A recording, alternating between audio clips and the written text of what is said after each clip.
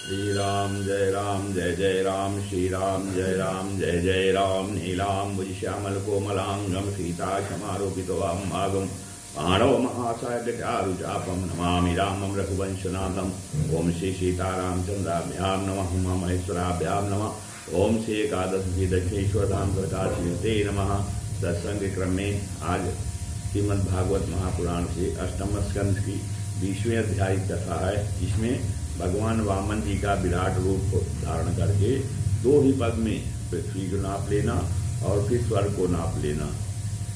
सुखदेव जी कहते हैं, बलिरेवं गृहपति कुलाचारेण भाषितः तूष्णीं भूत्वा क्षणं राजन्नुवाचा वही तो गुरुम।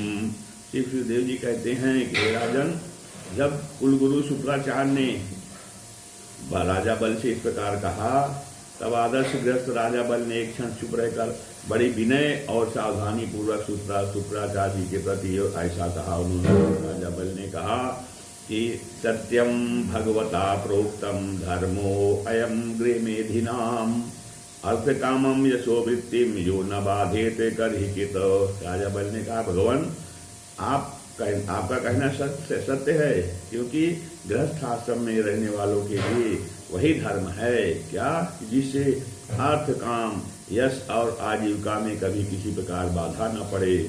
परंतु गुरुदेव, मैं प्रहलाद जी का पौत्र हूँ और एक बार देने की प्रतिज्ञा कर चुका हूँ, अतः अब मैं धन के लोभ से ठग की भांति इस ब्राह्मण से कैसे कहूँ कि मैं तुम्हें नहीं दूंगा। इस पृथ्वी ने कहा है कि असत से बढ़कर कोई अधर्म नहीं है। नहीं है सत्यात् परो धर्म इति होवाच भूरियम सर्वम सोढ़ुमलम मन्ये ऋते लीक परम नरम। इस पृथ्वी ने कहा, क्या कहा है, असत से बढ़कर कोई धर्म नहीं है। मैं सब कुछ सहने में समर्थ हूँ, परंतु झूठे मनुष्य का भार मुझसे नहीं सहा जाता। मैं नरक से, दरिद्रता से, दुख के समुद्र से, अपने राज्य के नाश से और मृत्यु से भी उतना नहीं डरता जितना ब्राह्मण से प्रतिज्ञा करके उसे धोखा देने से डरता हूँ। ऐसा राजा बल ने कहा, न हम विभेम निधयान न धन्याद सुखाणवात न स्थान च्यवनात् मृत्योर यथा विप्रलंबनात्। फिर कहते हैं, इस संसार में मर जाने के बाद धन आदि जो वस्तुएं छोड़ देती हैं, यदि उनके द्वारा दान आदि से ब्राह्मणों को भी संतुष्ट न किया जा सका तो उनके त्याग का लाभ ही क्या है? वो सब चीजें तो छूट ही जाएंगी। कहते हैं, दधीच शिव आदि महापुरुषों ने अपने परम प्रिय दुष्ट प्राणों का दान करके भी प्राणियों की भलाई की है। फिर पृथ्वी आदि वस्तुओं को देने में सोच विचार करने की क्या आवश्यकता है? ब्राह्मण पहले युग में बड़े बड़े दैत्यराजों ने इस पृथ्वी का उपभोग किया है। पृथ्वी में उनका सामना करने वाला कोई नहीं था। उनके लोक और परलोक को तो काल खा गया, परंतु उनका यश अभी पृथ्वी पर ज्यों का त्यों बना हुआ है। कहते हैं, हे गुरुदेव, ऐसे लोग संसार में बहुत हैं, ऐसे जो युद्ध में पीठ न दिखाकर अपने प्राणों की बलि चढ़ा देते हैं, परंतु ऐसे लोग बहुत दुर्लभ हैं जो सत्पात्र के प्राप्त होने पर श्रद्धा के साथ धन का दान करें। हाँ गुरुदेव, यदि उदार और करुणाशील पुरुष अपात्र याचक की कामना पूर्ण करके दुर्गत भोगता है तो वह दुर्गत भी उसके लिए शोभा की बात होती है। फिर आप जैसे ब्रह्मवेत्ता पुरुषों को दान करने से दुख प्राप्त हो तो उसके लिए क्या कहना। इसलिए मैं इस ब्रह्मचारी की अभिलाषा अवश्य पूर्ण करूंगा। आज से वेद विद के जानने वाले आप लोग बड़े आदर से यज्ञ यागादि के द्वारा जिनकी आराधना करते हैं, वे वरदानी विष्णु ही इस रूप में हो अथवा कोई दूसरा हो, मैं इनकी इच्छा के अनुसार इन्हें पृथ्वी का दान करूंगा। फिर कहते हैं, यदि मेरे अपराध न करने पर भी ये अधर्म से मुझे बांध लेंगे तब भी मैं इनका अनिष्ट नहीं छोड़ चाहूँगा, तब भी मैं इनका अनिष्ट नहीं चाहूँगा, क्योंकि मेरे सत्य होने पर भी इन्होंने भयभीत होकर ब्राह्मण का शरीर धारण किया है। यदि ये पवित्र कुवती भगवान विष्णु हैं तो अपना यश नहीं खोना चाहेंगे, अपनी मांगी हुई वस्तु लेकर ही रहेंगे। मुझे युद्ध में मारकर भी पृथ्वी छीन सकते हैं, और यदि कदाचित ये कोई दूसरे ही हैं तो मेरे बाणों की चोट से सदा के लिए रणभूमि में सो जाएंगे। श्री सुखदेव जी कहते हैं, जब शुक्राचार्य जी ने देखा कि मेरा यह शिष्य गुरु के प्रति अश्रद्धालु है तथा मेरी आज्ञा का उल्लंघन कर रहा है, तब देव की प्रेरणा से उन्होंने राजा बल को शाप दे दिया। यद्यप वे सत्य प्रतिज्ञ और उदार होने कारण शाप के पात्र नहीं थे। शुक्राचार्य जी ने कहा कि दृढ़ पंडित मान्यज्ञ स्तब्धो अस्मदुपेक्षया मच्छासनातिवो यस्व मचिराद दृश्यते सियः। कहते हैं कि तू मेरी उपेक्षा करके, कहते शुक्राचार्य जी ने कहा कि हे मूर्ख, तू है तो बड़ा ज्ञानी परंतु अपने को बहुत बड़ा पंडित मानता है। तू मेरी उपेक्षा करके गर्व कर रहा है, तूने मेरी आज्ञा का उल्लंघन किया है, इसलिए शीघ्र ही तू अपनी लक्ष्मी खो बैठेगा। राजा बलि बड़े महात्मा थे, अपने गुरुदेव के शाप देने पर भी वे सत्य से डिगे नहीं। उन्होंने वामन भगवान की विधिपूर्वक पूजा की और हाथ में जल लेकर 3 पग घूम का संकल्प कर दिया।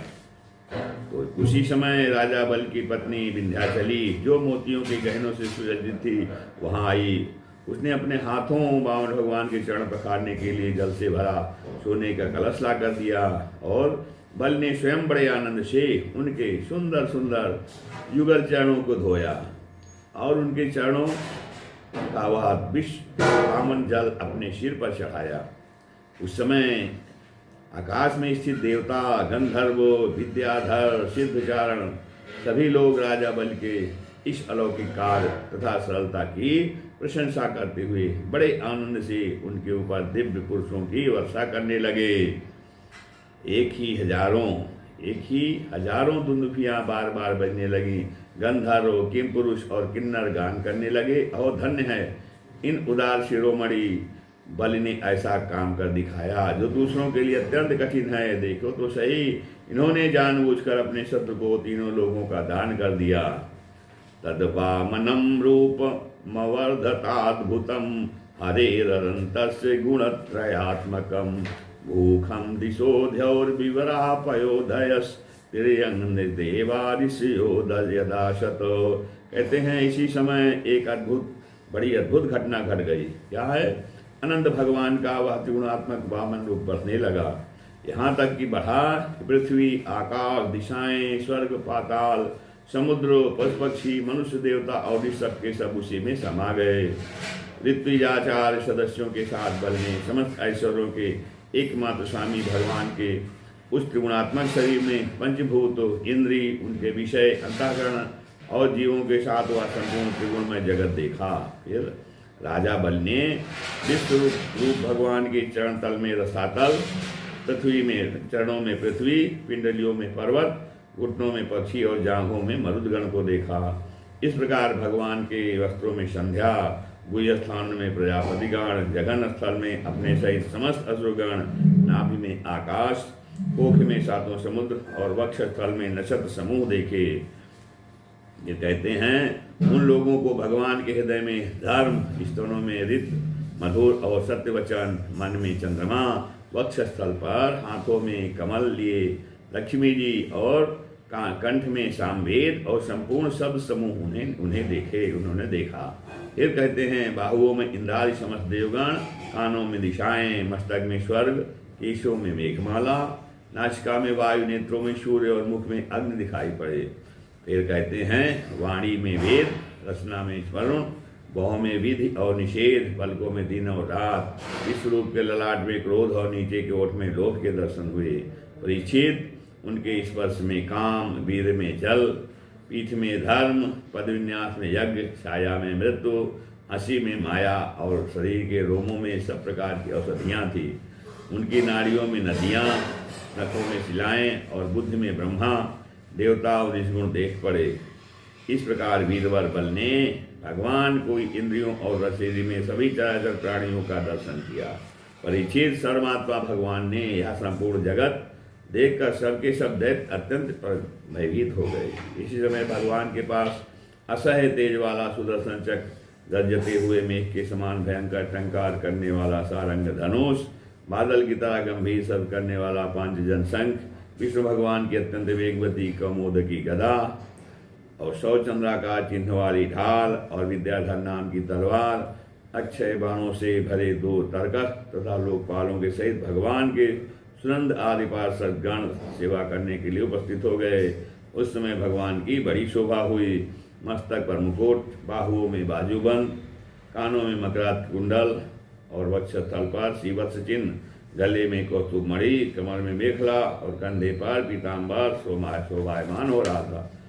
फिर कहते हैं, वे 5 प्रकार के पुष्पों की वनमाला धारण किए हुए थे, जिस पर मधलोभी भंवरे गुंजार कर रहे थे। उन्होंने अपने एक पग से बलि की सारी पृथ्वी नाप ली, शरीर से आकाश और भुजाओं से दिशाएं घेर ली।